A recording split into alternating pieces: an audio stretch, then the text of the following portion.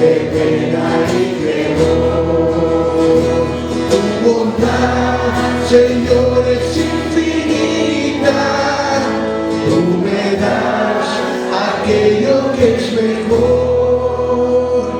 Por tu amor, alivianse mis quejas y hallo paz en el dolor. Cerca está tu brazo cada día y por él recibo tu favor. Oh Señor, mi alma en ti confía, eres tú mi gran consolador. Protección prometes a tus hijos, porque son tesoro para ti. Hallo en ti constante regocijo, sé que tú velas por mí. Tu poder me ayuda cada día a vencer en la tribulación. Tengo fe, pues tu promesa es mía, gozaré de tu consolación. Si el afán y la aflicción me llegan, estará tu mano junto a mí, y después de la postrera ciega, moraré ya junto a ti.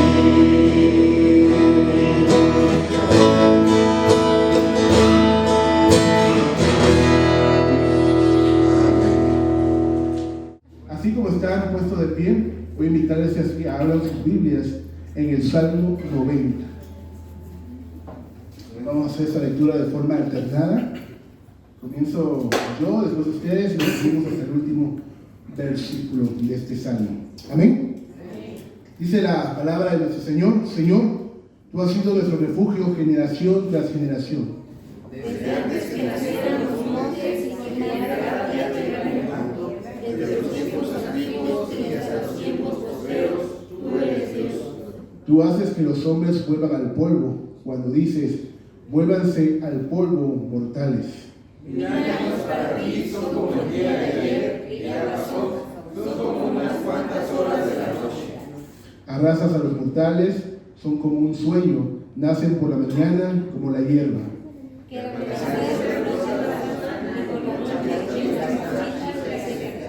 Tu ira en verdad nos consume, tu indignación nos aterra. Ante ti tú eres hasta luz de tu presencia, nuestros pecados secretos. Por causa de tu ira se nos va la vida entera, se fuman nuestros años como un suspiro. Algunos llegamos hasta los 70 años, cansas hasta los 80. Si las fuerzas nos acompañan, tantos años de vida, sin embargo, solo vemos las cargas y calamidades, pronto pasan y con ellos pasamos nosotros. ¿Quién puede comprender el furor de tu enojo? Tu ira es tan grande como el temor que se te debe. Enséñanos a acordar bien nuestros días, para que nuestro corazón adquiera sabiduría. ¿Cuándo, Señor, te volverás hacia nosotros? Compadécete ya de tus siervos. Saciados de tu amor por la mañana, y toda nuestra vida cantaremos de alegría. Días y años nos han afligido, nos han hecho sufrir. Devuélvenos ahora ese tiempo en alegría. Sean manifiestas tus obras y tus fuegos, y tu esplendor a nuestros enemigos. Que el favor del Señor, nuestro Dios, esté sobre nosotros.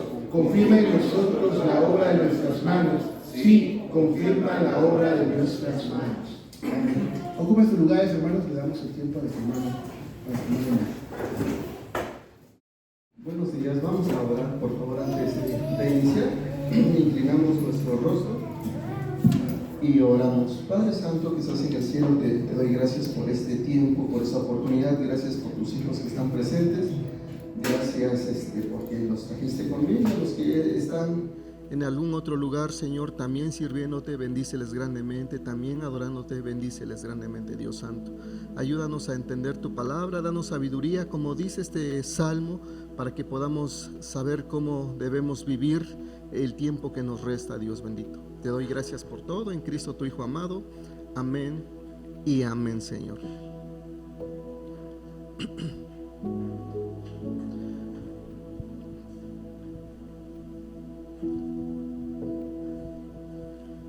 ¿Estamos listos?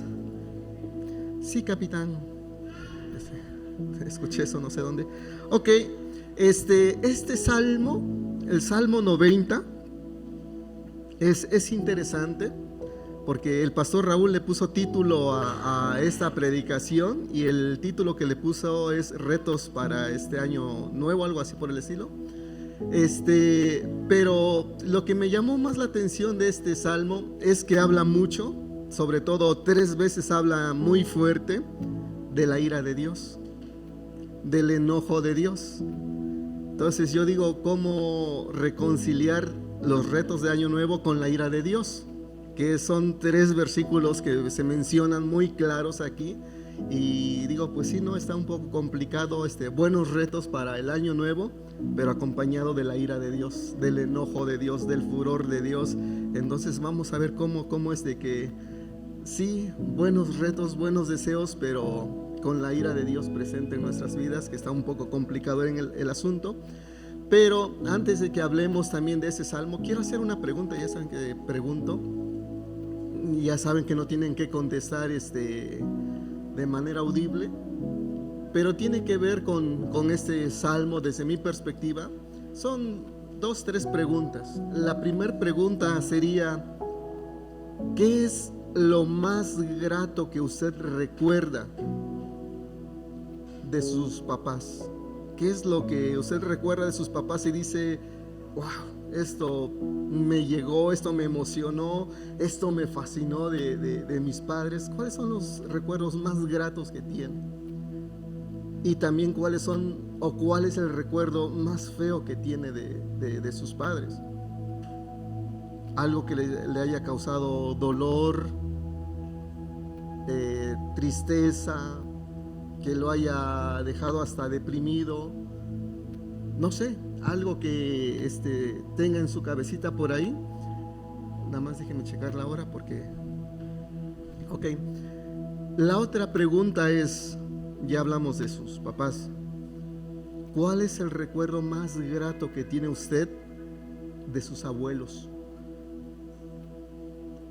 Que usted pueda decir, híjole, esto hizo mi abuelo por mí, esto me marcó en mi vida, de esto que hizo mi abuelo, de esto que hizo mi abuela.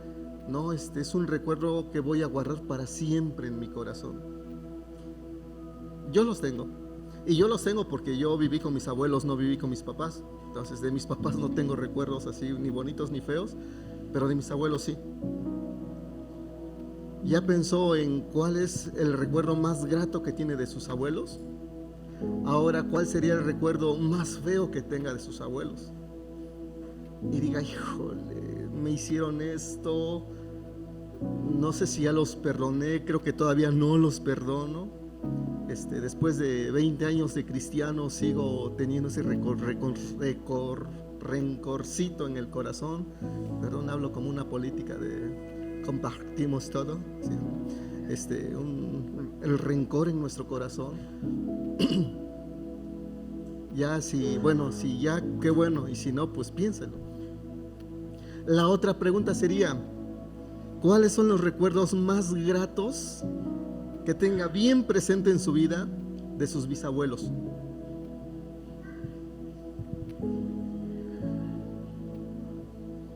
¿Qué es lo que usted puede decir? Híjole, yo recuerdo que mi bisabuelito hizo esto.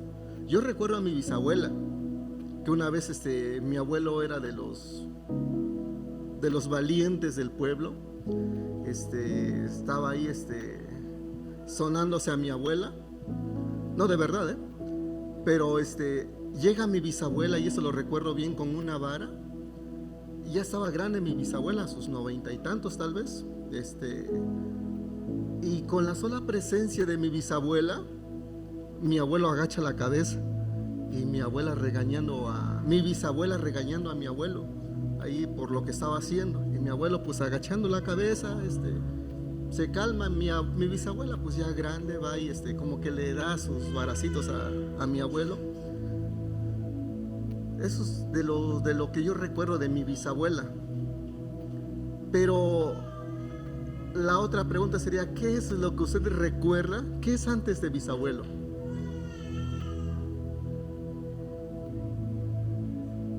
¿Qué es lo que usted más recuerda de su tatarabuelo? Para empezar, ¿alguien sabe cómo se llamó su tatarabuelo? ¿Su tatarabuela? ¿Por qué no se acuerda cómo se llamó su tatarabuelo o su tatarabuela?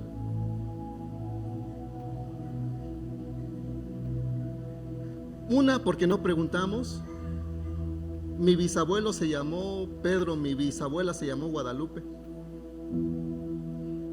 Pero su tatarabuelo, ¿por qué nos olvidamos de ellos? ¿Por qué no los tenemos presentes? Porque no convivimos con ellos. Y les voy a decir algo feo, pero después de que les diga esto, les voy a decir algo feo para que salgan más desanimados de lo que ya vinieron algunos. Hace un tiempo estaba hablando con unos hermanos y me estaban contando de que no, hermano, fíjese que en esta iglesia estuvo un hermano que trabajó mucho en la iglesia, hizo esto, hizo aquello, nos ayudó en esto. Y le dije a la persona que me estaba diciendo, a una hermana que me estaba diciendo, y le pregunté, ¿cómo se llamó el hermano? Y me dice, ¿cómo se llamó el hermano? ¿Ya murió? No, está vivo, pero ¿cómo se llama? ¿Cómo se llama su esposo? Oye, viejo, vente para acá. ¿Te acuerdas del hermano que sí? ¿Cómo se llama? ¿Quién sabe? O sea, hizo mucho por la iglesia, pero nadie se acuerda de él. O sea, se acuerdan de lo que hizo, pero no se acuerdan de su nombre, menos del apellido, no se acuerdan. Y lo feo que les voy a decir a ustedes es precisamente eso, que hoy ustedes estamos aquí, nos conocemos, pero les aseguro de algo muy cierto, es que muy probablemente si llegamos a tener nietos, ni se van a acordar de nosotros. La tercera generación no va a saber quiénes fuimos, la cuarta generación no va a saber qué hicimos, capaz que ni van a saber cómo nos llamamos, no van a tener ni pizca de idea quiénes fuimos, qué hicimos, porque vamos a pasar al olvido. Y eso es feo, digo yo, porque pareciera que somos eternos aquí, pareciera que todo el mundo nos reconoce, todo el mundo, como dijimos hace rato, ya casi nos regimos nuestras vidas por si nos dieron like, por si nos dieron un buen comentario, como si eso nos hiciera eternos. 2 generaciones, 3 generaciones, te aseguro que no se van a acordar de ti. Y eso es real. Yo no recuerdo ya a mis tatarabuelos, no los conocí, no existía la fotografía en ese entonces, no sé qué aspecto tuvieron, pero no los recuerdo. Y me gusta también esto porque en el versículo 1 de ese salmo hace un contraste muy bonito, y ese salmo precisamente habla de lo pasajero que somos nosotros. Somos como el suspiro.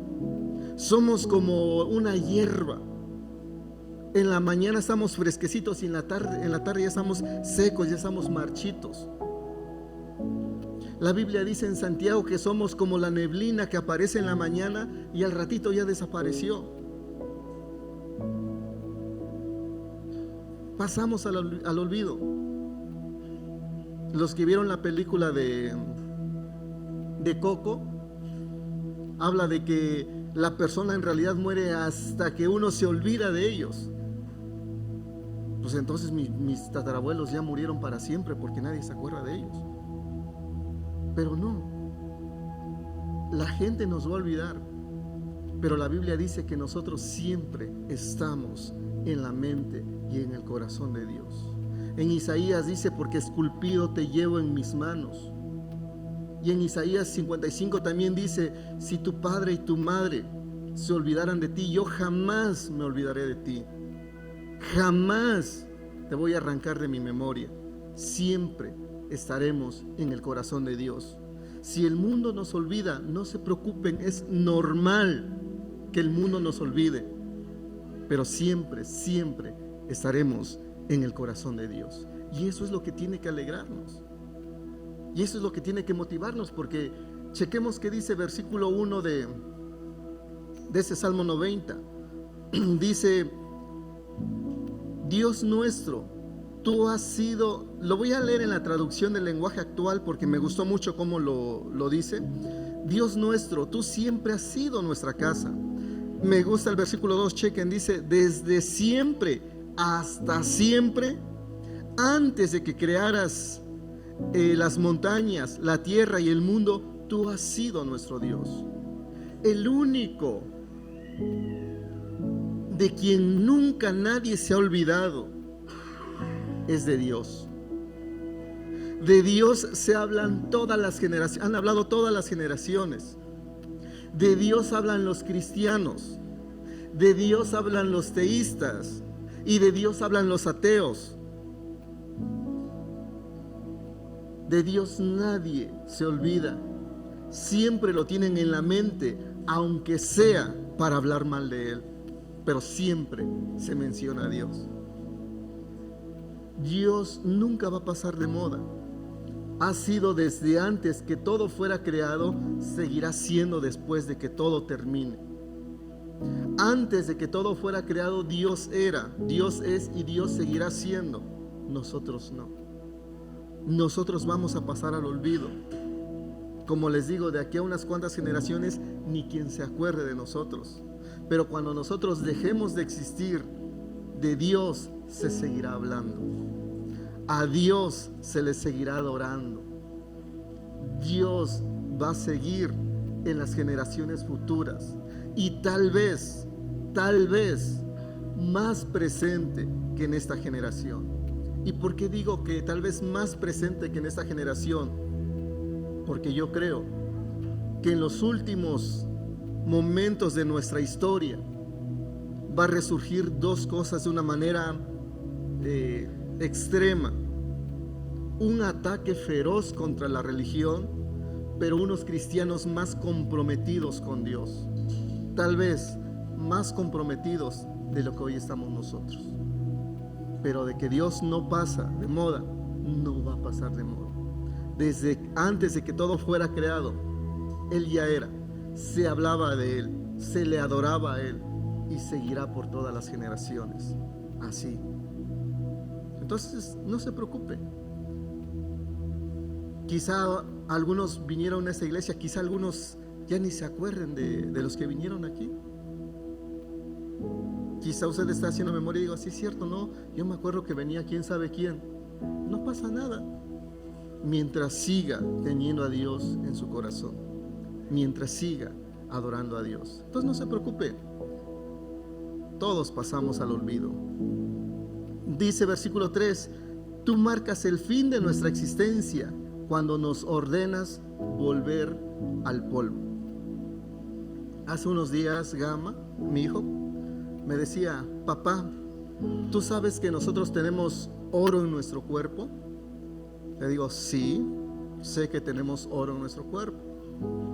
O sea, uno de los minerales que tenemos es el oro. Tenemos muchos minerales en nuestro cuerpo. Yo le dije, sí, y me dijo de otro mineral. Le digo, también ese mineral tenemos. Y le digo, es que eso dice en la Biblia. Y me dice, ¿en la Biblia dice que nosotros tenemos oro en nuestro cuerpo? Le digo, no dice eso. Dice, ¿y entonces de dónde sacas que nosotros tenemos oro y los otros materiales? Le digo, es fácil.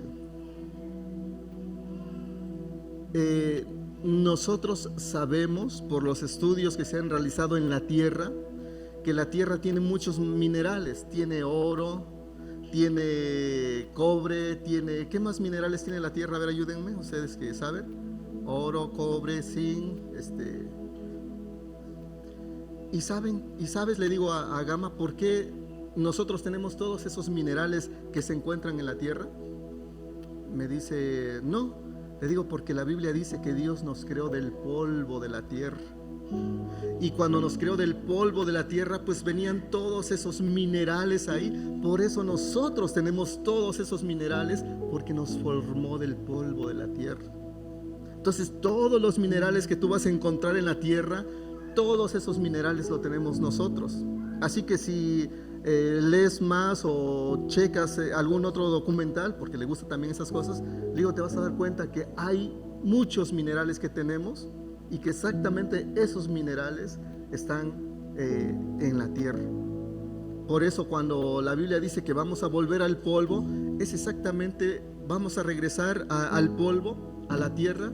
Nuestro cuerpo se va a desintegrar como si nada y va a regresar, de una forma de decirlo, a su estado natural.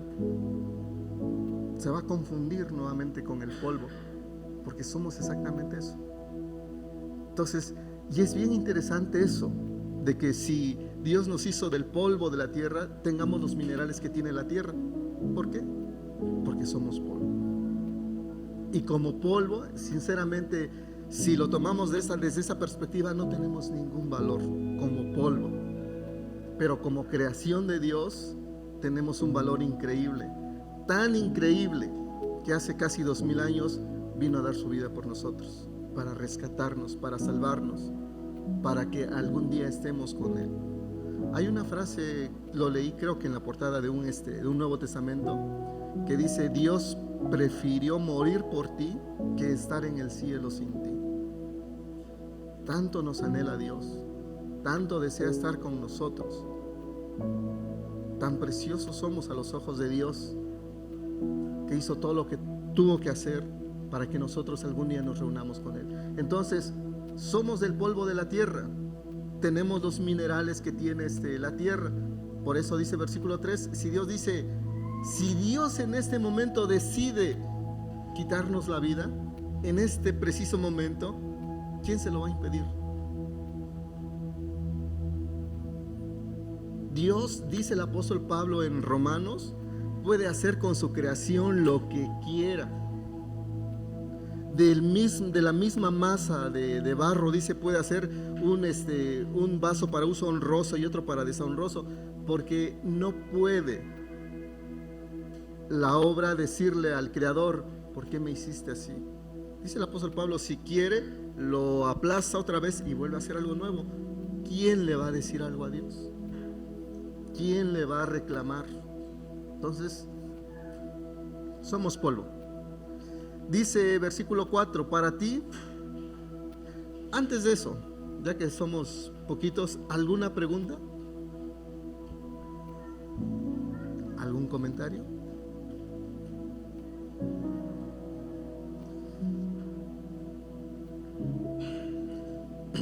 Versículo 4 dice, para ti 1000 años pasan pronto, pasan como el día de ayer, pasan como unas horas de la noche.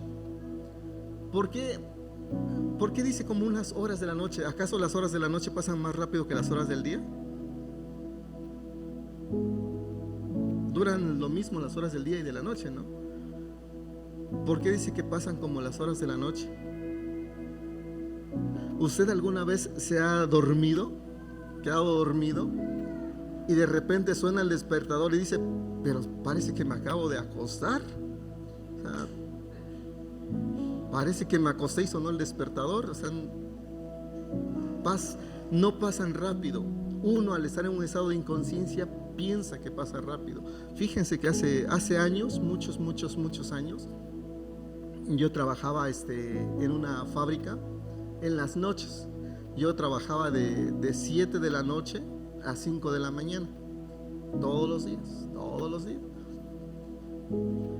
Y algunas veces me quedaba turno extra, trabajaba de 7 de la noche a 7 de la mañana. Y una vez me acuerdo que yo llegué a la casa ahí en México, me acuesto o me siento en el sillón y cuando me doy cuenta mi prima me está despertando y me dice, me despierta mi prima, ¿no vas a ir a trabajar? Le digo, sí. ¿Y a qué hora vas a ir? Pues en la tarde. ¿Cómo? Pues en la tarde voy, luego acabo de llegar. ¿Qué, trabajaste en el día? No, llegué hace un ratito. Dices que ya van a ser a las 7.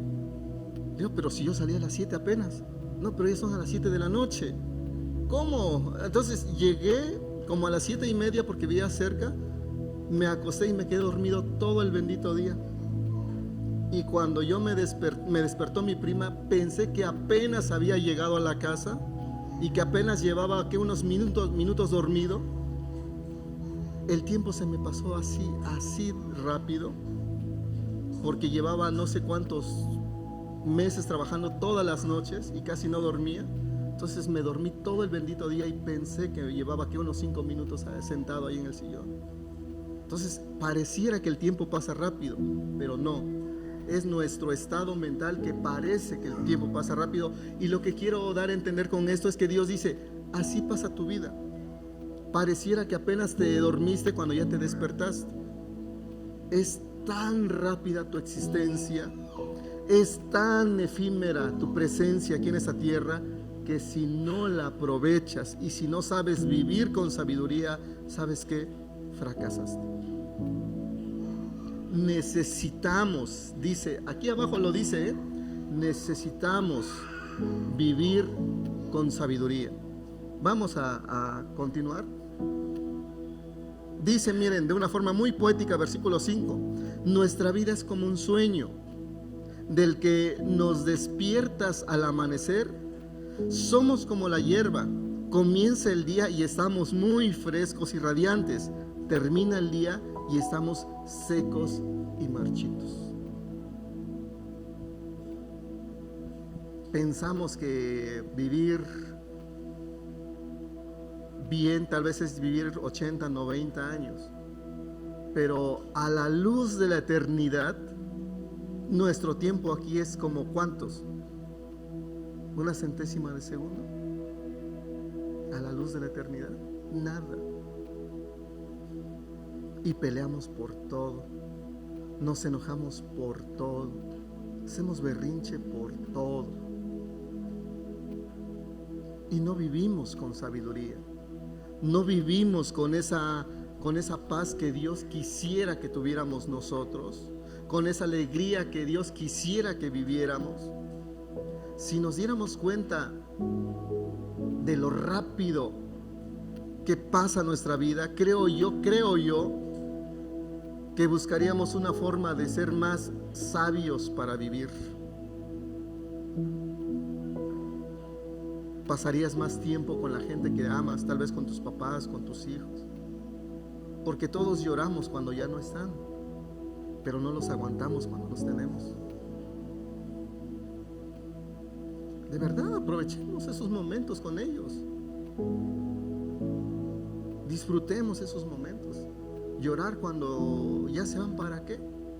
Cuando mis abuelos fallecen, fíjense, una de las cosas que me criticaron 2, 3 personas, ¿y por qué no lloraste cuando murieron tus abuelos? Porque murió mi abuela en septiembre, octubre, noviembre, diciembre.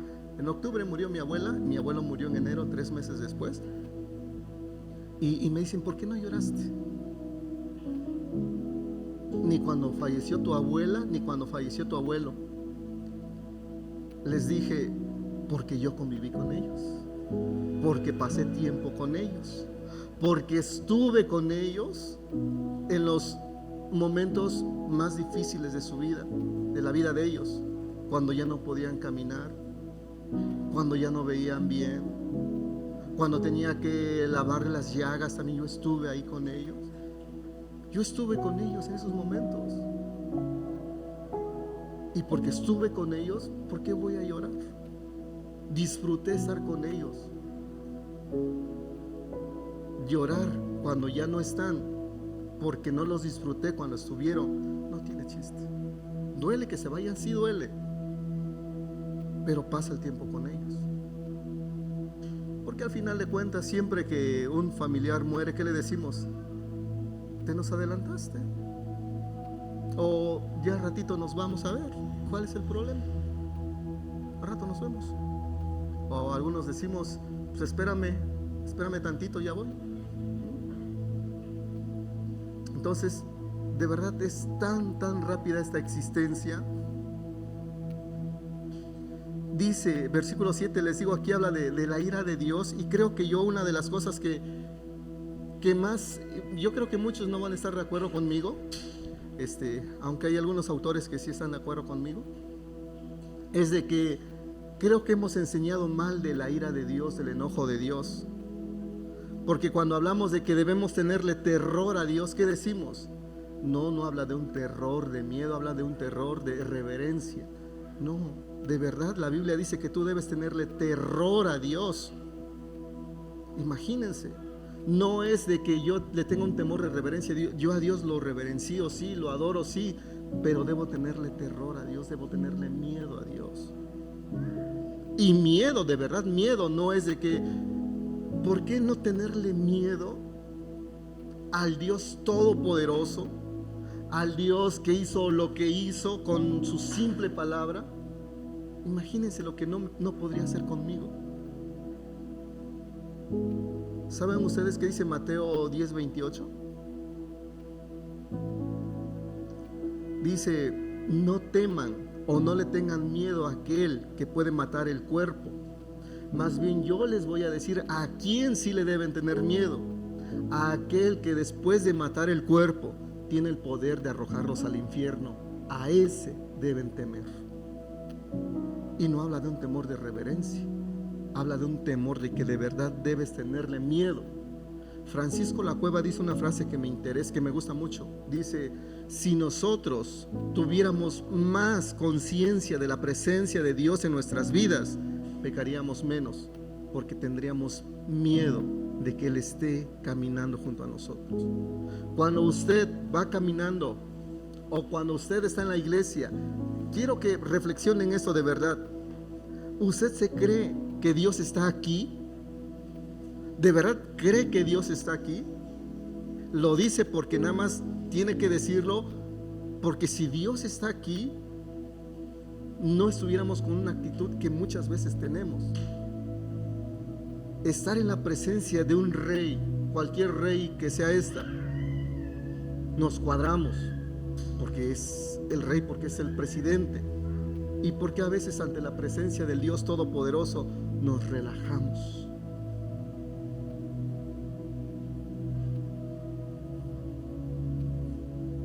Por eso les digo, ¿de verdad están conscientes de que Dios, se imaginan a Dios en su trono aquí? Cuando vienen es porque de verdad dicen, voy a adorar a Dios que está en su trono allá en el templo. O vamos a ver qué aprendemos el día de hoy. O a veces venimos más con la intención de aprender más que de verdad postrarnos ante Dios y reverenciar a Dios. Dios está aquí y está presente aquí. ¿Y cuántos, les digo, tenemos esa actitud de reverencia ante Dios? Ese que es eterno, ante aquel que nosotros somos simplemente un suspiro, que por un momento es y luego deja de ser.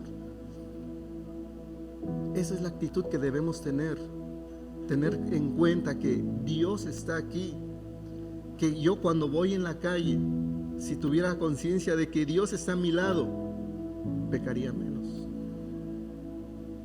Tal vez ya no diría groserías. Peor aún, tal vez ya no pensaría groserías, porque la Biblia dice que Dios conoce hasta nuestros pensamientos más escondidos. Esos que decimos, total, ni me escuchó. Dios lo escuchó, y fuerte. Dice versículo 7, si te enojas, nos asustas. ¿Alguien tuvo un papá enojón, pero enojón y pegón? Que con solo decir, ya llegó el viejo, híjole, ya ya temblábamos. Dice este salmo, si Dios tú te enojas, yo me asusto. Yo tengo miedo de que Dios se enoje.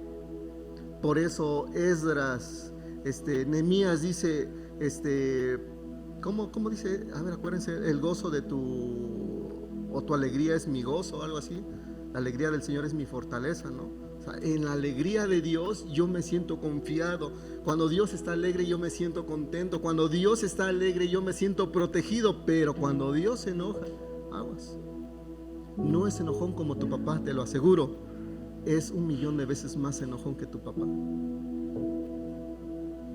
Porque tu papá te podía pegar, pero Dios, según Mateo 10:28, te puede arrojar al infierno. Eso lo haría tu papá.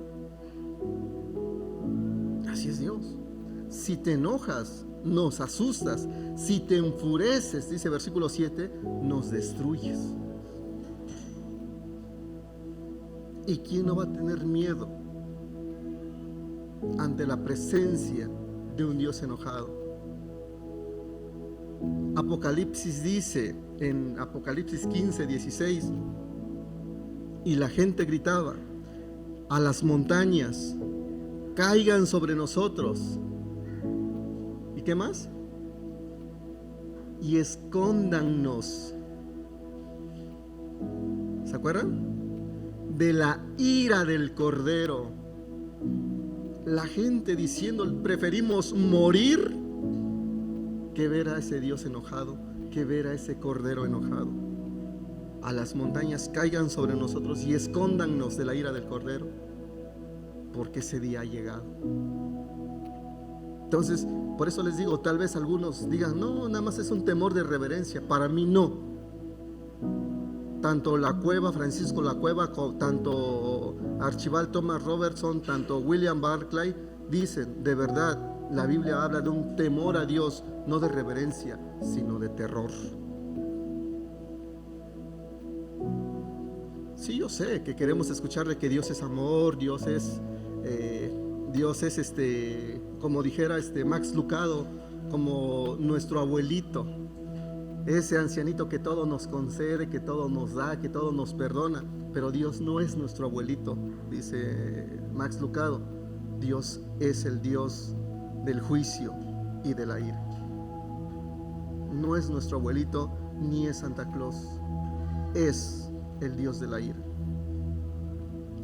Si te enojas, nos asustas. Si te enfureces, nos destruyes.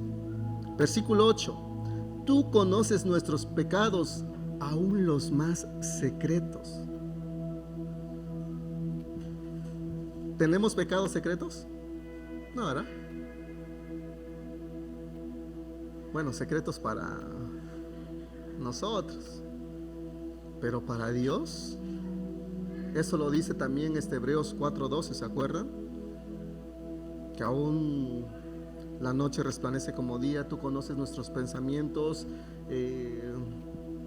Vamos, de Dios no se le escapa ni una. Así que si pensamos que Dios ya se olvidó de alguno de nuestros pecados, no. ¿Saben qué dice Eclesiastés 8:11? Dice básicamente esto, lo voy a parafrasear. Cuando pecamos, el castigo no llega de inmediato. Y como decimos, pues Dios no me castigó, seguimos pecando. No, es que Dios no te castiga de inmediato. Nos da chance para que nos arrepintamos. Y después nos da nuestras nalgadas. Dice versículo 9, otra vez del enojo de Dios. Si te enojas, termina nuestra vida. Los años se nos escapan como un suspiro. Otra vez, si te enojas, ¿qué? Termina nuestra vida. ¿Qué tiene que ver eso con los buenos planes para el año nuevo? Pues yo digo que ¿qué tiene que ver? Que si aprendemos a vivir este próximo año 2024 con el temor de Dios, creo yo, vamos a saber reverenciar más a Dios, a amar más a Dios y a vivir más en santidad con Dios.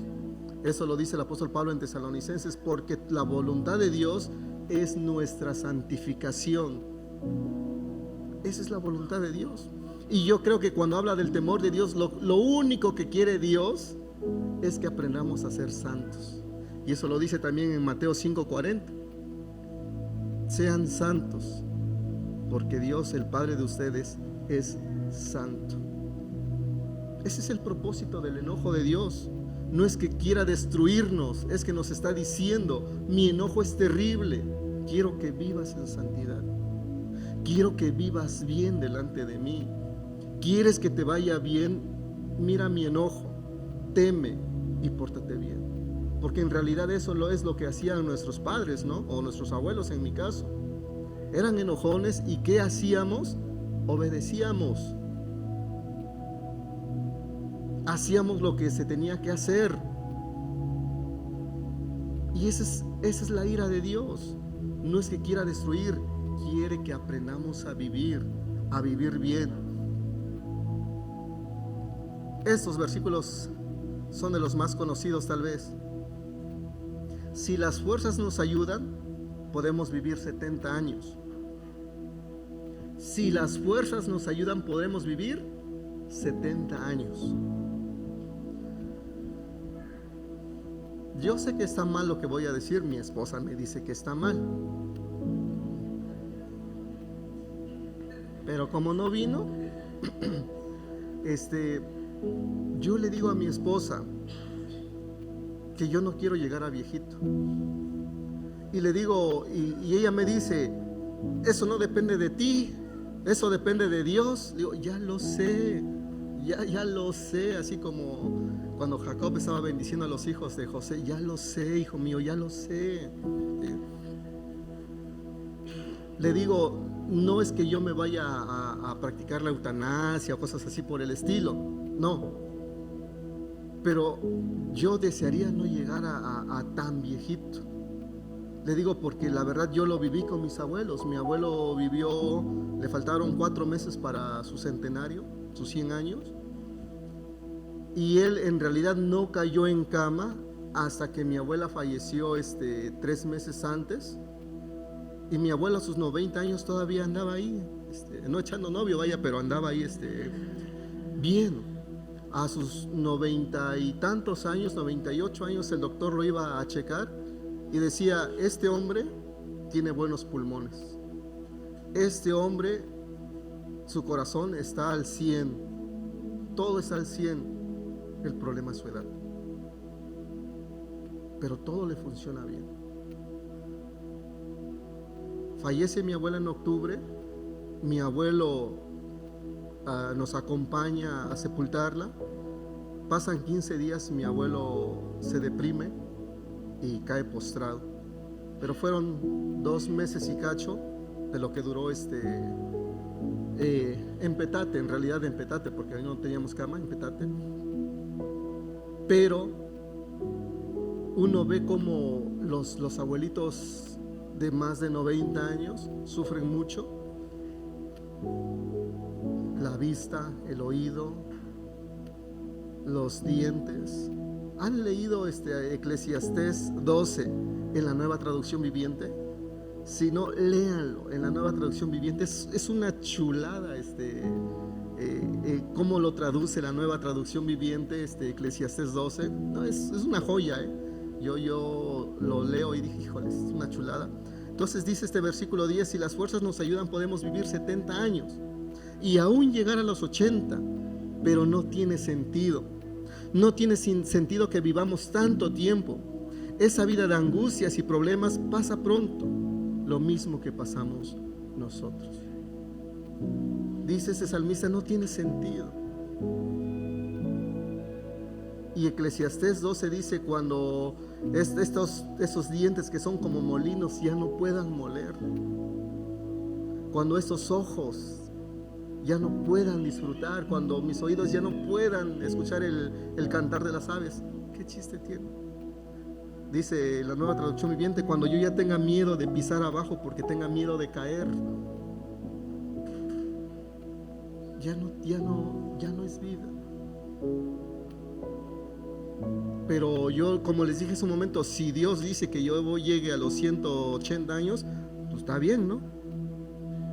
Pero si Él decide no, pues, pero yo les digo, y las personas yo creo que tienen más de 70 años, saben también que ya es complicado moverse, sufrir una caída, porque ya a esas alturas es muy complicado. Es difícil una recuperación, a veces imposible una recuperación. Es pesado. Max Lucado también en uno de sus libros lo maneja muy poético, pero creo que exageró en lo poético. Dice que cada arruga que llega a nuestro rostro es un paso que nos acerca más a Dios. Qué bonito que fuera solo arrugas, pero no es solo arrugas. Es mucho más que eso. Es todo el cuerpo, es los huesos, es la vista, es el oído, es todo.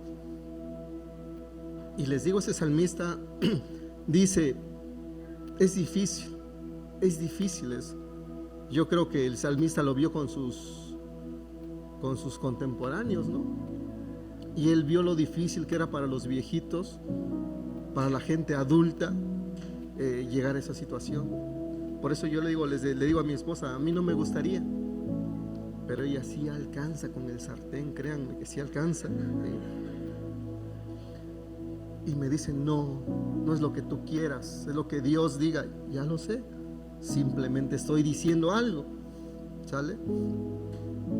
Pero los que tienen esa edad, pues yo creo que lo primordial es decirle a Dios, dame fuerzas, ¿no? Dame fuerzas, si tu voluntad es de que yo llegue más, pues dame fuerzas para seguir, porque solo no puedo. Otra vez el versículo 11 habla de la ira de Dios, del enojo de Dios. Dice, la fuerza de tu ira nadie la ha llegado a conocerla. Es tan grande tu enojo como el temor que nos inspiras. Es tan grande tu enojo como el temor que nos inspiras. Fíjense qué bonito lo dice esta traducción. Es tan grande tu enojo como el temor que nos inspiras. Qué bonito fuera de que la Biblia hable del temor de Dios y nosotros nos inspiráramos para vivir bien. Pero ahora parece que leemos del temor de Dios y como si nada. Leímos de la ira de Dios. Vivimos igual, hablamos igual, pensamos igual o peor. Qué bonito que la ira de Dios nos inspirara a pensar mejor, a vivir mejor. Vienen 6 peticiones en ese salmo. 6 peticiones que el salmista dice, yo quisiera eso en mi vida. Por eso se llama, inicia como la oración de Moisés. Son 6 peticiones de Moisés. Vamos a ver cuáles son las 6 peticiones y ojalá fueran nuestros deseos para Año Nuevo. Dice, versículo 12, enséñanos a pensar cómo vivir para que nuestra mente se llene de sabiduría. Lo voy a buscar ahora en la Nueva Traducción Viviente, que me gusta cómo lo dice.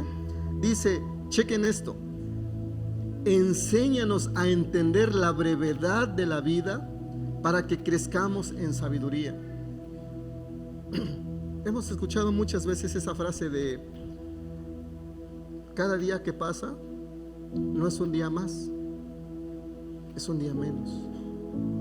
Y saben ustedes que nosotros comenzamos a morir desde el momento en que fuimos concebidos. Desde ese momento nuestro reloj ha ido, ¿cómo se dice? En cuenta regresiva, en retroceso. Desde ese momento ya comenzamos a morir.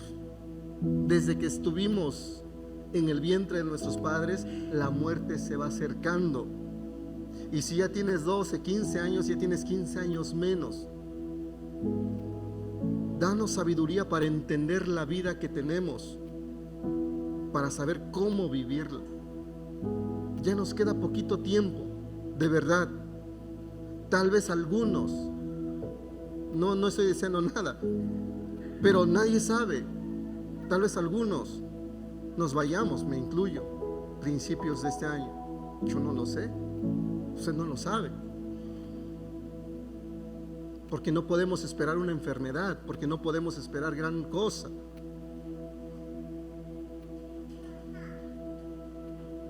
Pero la Biblia dice: enséñanos a entender la brevedad de nuestras vidas, danos sabiduría para saber cómo vivirla. ¿Usted sabe cómo vivir estos últimos días que le quedan? Digo días, estamos hablando tal vez de cientos de días, ¿no? ¿Sabe cómo vivirla? ¿Tiene la sabiduría para vivirla bien? ¿Tiene esa sabiduría, hermano? Por eso dice Moisés: enséñanos a entender la brevedad de la vida para que crezcamos en sabiduría. ¿Ha entendido usted cuán breve es su vida? Ya le dije, ya nos queda menos. Si estamos vivos es porque nos queda menos.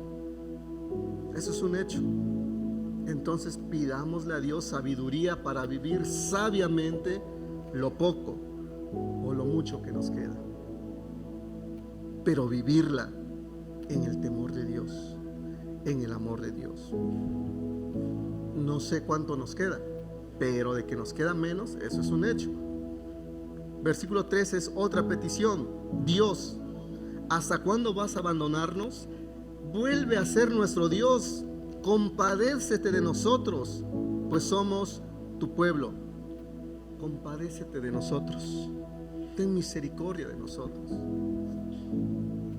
Ayer en la noche Gamaliel me dijo: papá, hoy quiero orar, pero quiero hacer una oración de invocación a Dios. Le digo: sí, está bien, vamos a orar, vamos a hacer una oración de invocación. Y me dice: ¿y cómo es la oración de invocación? Ya le digo: ok, mira, la oración de invocación es esto. ¿Sí? Entonces, pero me gusta porque escuchó de la oración de invocación y dice: yo quiero orar así, yo quiero hacer la oración de invocación. Yo, pues invoquemos a Dios, hagamos la oración de invocación. Y es bonito cuando tus hijos van como una que otra ocasión, bueno, muchas ocasiones, bueno, muchísimas ocasiones, que a veces como que se nos pasa el tiempo y como que ya no oramos o ya no vamos a orar, y él dice: no hemos orado, vamos a orar. Él reúne a la familia casi, ¿no? A ver, familia, a orar, porque ¿cómo vamos a dormir si no hemos orado a Dios? Y es padre cuando los hijos te están arreando ahí a orar. Casi como diciendo: ¿qué ejemplo como papá me estás poniendo? ¿No orar? No, vamos a orar. Y es bonito. Y dice este salmo, este versículo, está haciendo esa oración como de invocación: ven, compadécete, por favor, ven, sé nuestro Dios otra vez. Necesitamos de ti, necesitamos de tu presencia aquí. Solos no podemos, solos nos vamos a la deriva, solos fracasamos. Necesitamos que tú vuelvas a ser nuestro Dios. Está invocando a Dios. Ven aquí. Es cuando Moisés le dijo en Éxodo 33: si tú no vas con nosotros, no nos saques de aquí. Si tu presencia no va, no nos saques de aquí. Y Dios le dijo: ok, voy a ir con ustedes, pero tienen que hacer esto. Dios está dispuesto a escucharnos. ¿Cuántas veces hemos invocado a Dios y decirle: ven, acompáñame? Si tú me dices que vaya a este lugar, pero tú no vas, yo no voy. Es decir, no quiero hacer nada si tu presencia no está conmigo. Versículo 14.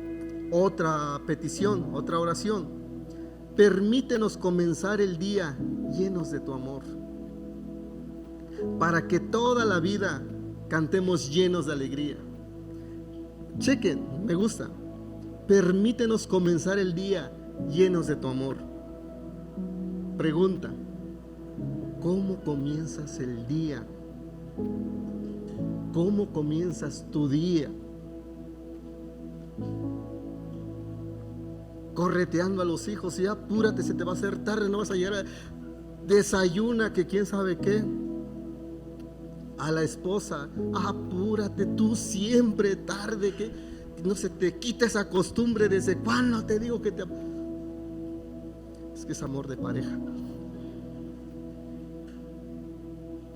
¿Cómo comienzas tu día? El salmista dice: yo quiero comenzar el día lleno de tu amor. ¿Cuántos, para empezar, le hemos dicho a Dios en las mañanas, si es que oramos? Hoy quiero comenzar el día bien, con alegría, con tu presencia. ¿Cuántos incluso nos olvidamos de orar antes de ir a trabajar? ¿Cuántas veces no hemos hecho, o cuántas veces lo hemos hecho antes de que tal vez la pareja junta se vaya, o tal vez cada quien se vaya por su lado? Es: vamos a orar antes de irnos a trabajar. Comenzar el día con el amor de Dios, porque por lo regular muchos gritamos, muchos regañamos, y siempre es: apúrate, apúrate. Te dije que te levantaras más temprano. Te dije que qué padre sería comenzar el día con el amor de Dios. Imagínense esto, Moisés hace cuántos años pidió comenzar el día con el amor de Dios, guiando a un pueblo rebelde, a un pueblo necio, a un pueblo que, híjole, yo no daba un peso por ese pueblo. Pero Moisés dice: aunque sean así, quiero comenzar el día con tu amor, lleno de tu amor. Tal vez porque sé que me voy a encontrar con un montón de dificultades, quiero comenzar con tu amor.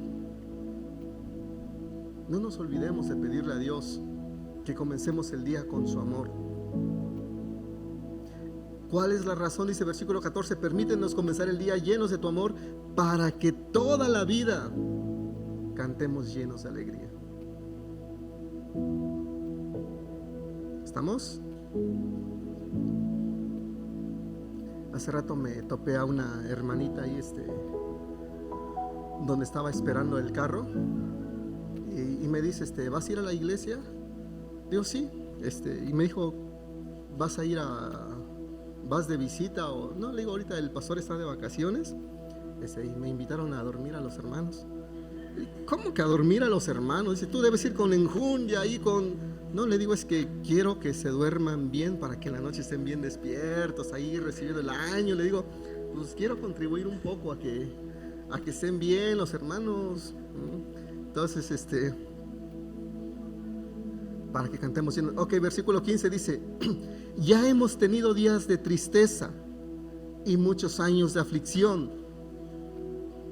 La petición es: devuélvenos esa alegría perdida.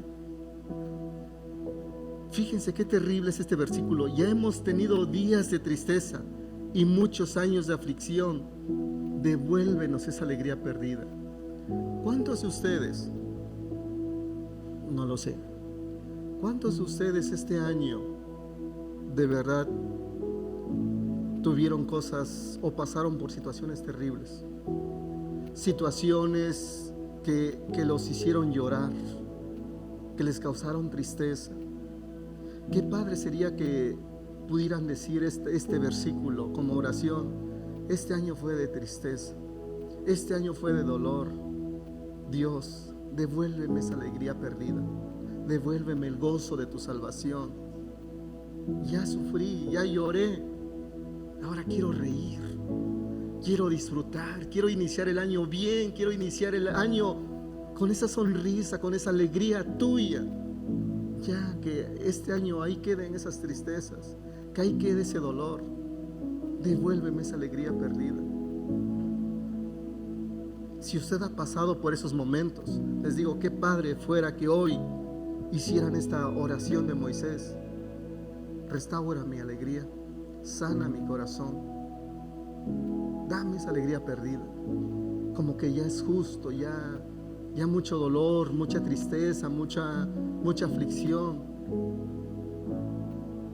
Como dijera ese alguien: ya chole con el chale, ¿no? De tantas cosas que no devuélveme el gozo de tu salvación.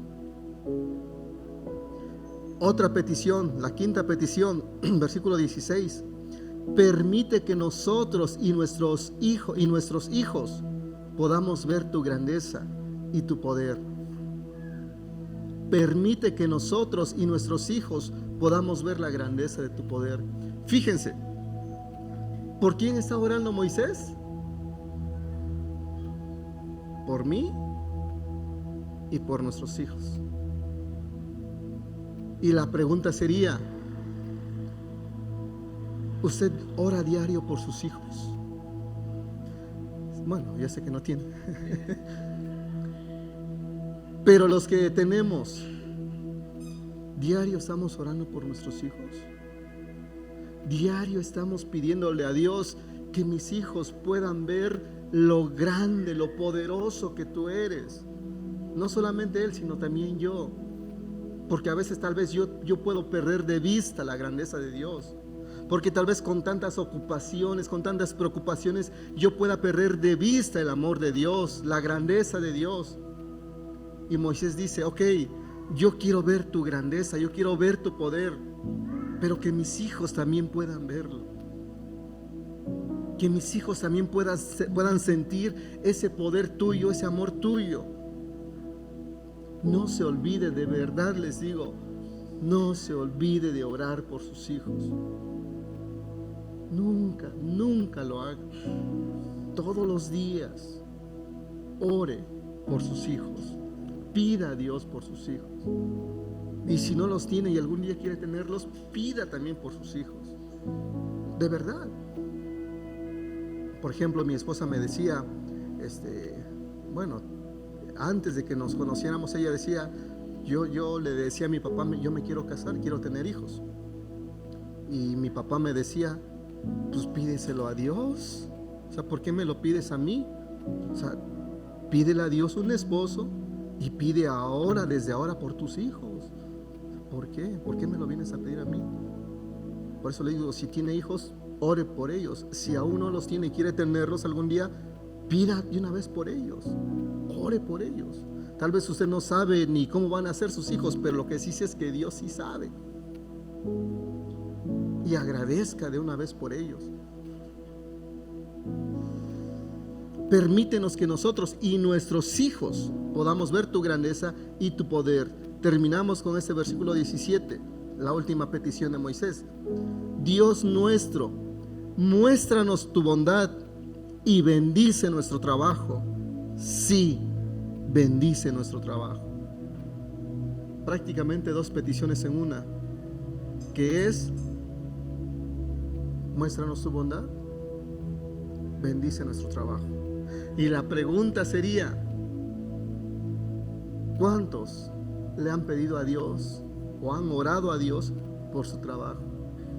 ¿Cuántos le han dicho a Dios en su casa o en la oficina ahí, Dios bendice este trabajo? Si no le gusta también, Dios bendice este trabajo y dame uno más chulo, ¿no? más bueno, donde gane el triple, ¿sí? Pero pida a Dios por su trabajo. A veces de verdad no lo hacemos. A veces ya como que en piloto automático ya me tengo que ir. Estoy y hago lo que tengo que hacer. Pero orar por el trabajo, ¿cuándo? Digo, si no les gusta, oren. Si les gusta, oren también por ese trabajo. Agradezcanle a Dios porque por lo menos tienen su ingreso. De verdad creo que es lo que hemos aprendido con mi esposa. Ahorita que estamos en temporada alta, se supone temporada alta, le decimos a Dios, gracias por las ventas que tuvimos. Cuando estamos en temporada baja, gracias porque no tuve venta, pero por lo menos hay para comer, ¿no? Le agradecemos porque tuvimos ventas y le agradecemos porque no tuvimos ventas, porque sabemos que estamos seguros de que Él no nos va a dejar, de que Él siempre va a estar ahí con nosotros. Pero de verdad, agradezca a Dios por su trabajo, ore a Dios por su trabajo. Y terminamos con estos, pues, de este Salmo 90, que son los retos para Año Nuevo, que son las metas para Año Nuevo.